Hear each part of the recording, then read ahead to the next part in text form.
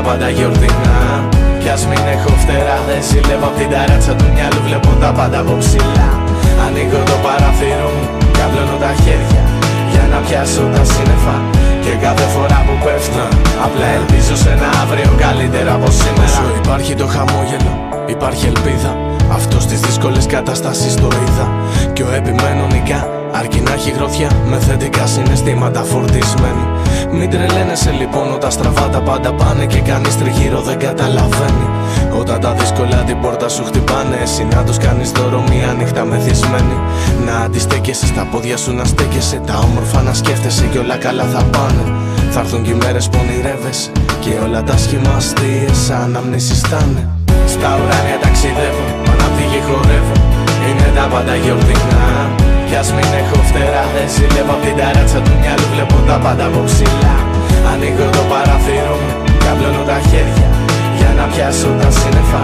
Και κάθε φορά που πέφτω, απλά ελπίζω σε ένα αύριο καλύτερα από σήμερα. Τα λουλούδια τραγουδάνε και τα τραγούδια μυρίζουν τόσο όμορφα. Τα κύματα στον ουρανό ψηλά πετάνε και χορεύουν τα πουλιά στη βροχή όλο το απόγευμα. Όλοι οι άνθρωποι χαιρετιούνται, αγκαλιάζονται. Έξω στον δρόμο κυκλοφορεί αγάπη. Τα παιδιά σαλάνες όλη μέρα παίζουνε και ο έρωτας μέσα στα πάρκα ακόμα υπάρχει.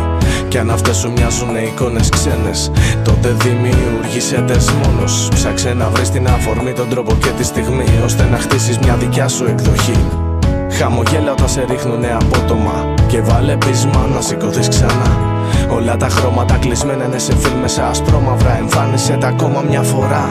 Στα ουράνια ταξιδεύω, αναπτύγει χορεύω, είναι τα πάντα γιορτινά.